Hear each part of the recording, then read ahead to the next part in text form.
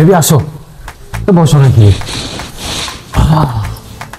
আরে বসো না, রুমটা সুন্দর না? বেবি জানো, আজকে না আমার অনেক দিনের স্বপ্ন পূরণ হবে। কি হয়েছে? তুমি তো ভয় আছে কেন? না আসলে আমি তো ফার্স্ট আমার লাইফে ওই হোটেলে আসলাম, তাই কেমন যেন আমার একটু ভয় ভয় কাজ করছে। আরে বেবি তুমি কি বোকা? জীবনের সবকিছু তো ফার্স্ট হয়ে শুরু হয়, বুঝো না? আচ্ছা শোনো না, আমাদের তো আর কিছুদিন পরে বিয়ে হতে যাচ্ছে, আর এইসব কাজকে বিয়ের আগে করা কি ঠিক হবে? বেবি তোমায় এখনো বোঝাতে পারলাম না, আমরা কিছুদিন পর বিয়ে করবো, ঠিক আছে? বেবি আমার দিকে দেখো, আমরা কিছুদিন পর বিয়ে করব, তাহলে আমাদের একটা দায়িত্ব আছে না, একজনকে একজন চিনা দেখা সবকিছু বুঝে পড়ে নেওয়া, ঠিক আছে না?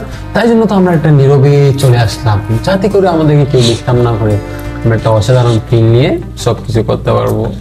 আরে আমি তো সবকিছু বুঝতে পারছি, বাট আমরা তো অনেক দিন ধরে একজন আরেকজনকে চিনি, জানি, অনেক দিন ধরেই তো কথা হচ্ছে, এমনটা না যে তুমিও আছে না আমিও আছে না। আচ্ছা শোনো না, আমি তো তোমাকে অনেক ভালোবাসি তাই না?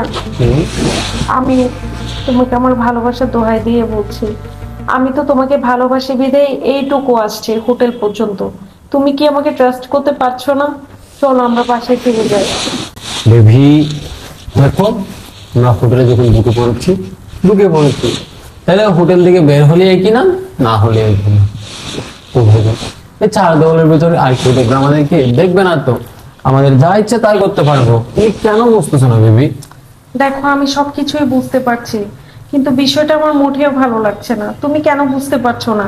কোনো ভালো লাগালাগির দরকার নাই, আমরা এসেছি just enjoy feel now baby, সবকিছু চিন্তাধারা বাদ দাও মাথা থেকে। বিয়ের আগে আমরা ফিল নিয়ে নিব।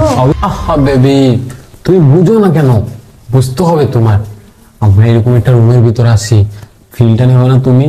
বেবি সবকিছু বাদ দাও, আমরা এখন ইটিস পিটিস করবো। আরে কোনো আরে না, চলো। ঠান্ডা, আমি দেখো না, আরে বেবি আমার ভয় করছে। তুমি এত টেনশন করছো কেন? আমাদের আশেপাশে আমাদের মধ্যে প্রতিদিন এসেছে, ওইটা আওয়াজ হচ্ছে আর কি, এটা দরজার বাড়ি না তো। তুমি কেন বুঝতে পারছো না? কোনো বোঝাবুঝির দরকার নাই, আর দাও না তুমি। আরে তুমি দেখো, কিসের যেন আওয়াজ হচ্ছে, দেখো না তুমি প্লিজ, আমার খুব ভয় করছে। এত বছর পর কষ্ট করে আমার তো বাড়িটা দেওয়ার সময় পারি না আর। বেবি আমি দেখে এসেছি, কোনো প্যারা নাই, ওগুলো রুম ক্লিনার, ওই রুম ক্লিন করতে এসেছো তো, তাই জন্য আমি পাঠিয়ে দিয়েছি, এখন কোনো সমস্যা নেই বেবি, শুধু ক্লিন হোক বেবি, ক্লিনটা আনো বেবি, এত কিছু দরকার নেই। চলো বেবি আমরা আবার আগের মতো শুরু করি। আরে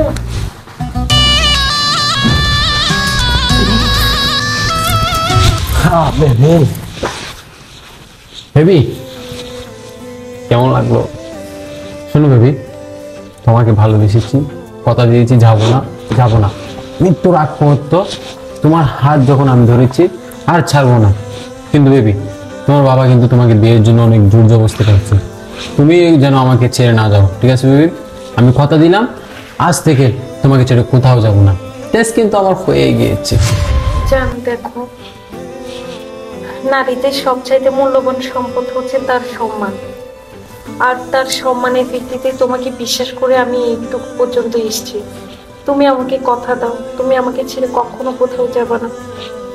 ঠিক আছে বেবি, তোমাকে কথা দিলাম মৃত্যুর আগ মুহূর্ত আমি কোথাও যাব না। সত্যি বলছো তো তুমি? আচ্ছা বেবি তুমি বসো, আমি দেখি ও কেন আসছে।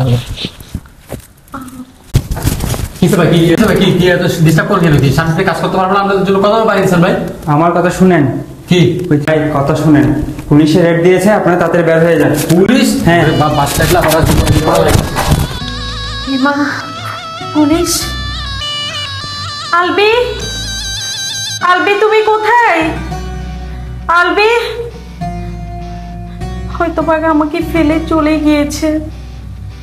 হায় রে, পুরুষ মানুষ, প্রেমিক পুরুষ, 10 মিনিট আগেও সেই তুমি আমাকে কথা দিয়েছিলে যে তুমি আমাকে কখনো ছেড়ে যাবে না, কখনো কষ্ট দিবে না।